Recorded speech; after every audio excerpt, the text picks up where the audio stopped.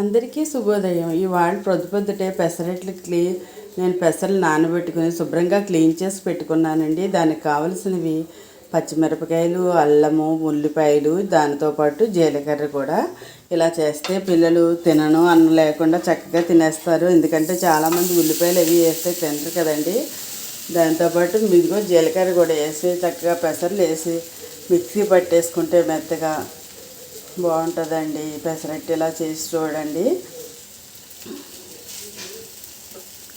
తగినంత ఉప్పు కూడా వేసుకోవాలి. దాంతోపాటు చట్నీకి జీడిపప్పు, చింతపండు, పచ్చిమిరపకాయలు, కొబ్బరి మిక్సీ పట్టుకుంటే ఒక రకమైన చట్నీ చాలా బాగుంటుందండి. పెసరట్టు వేసుకుందాం. చక్కగా నూనె వేసుకుని దోరగా కాల్చనివ్వాలండి.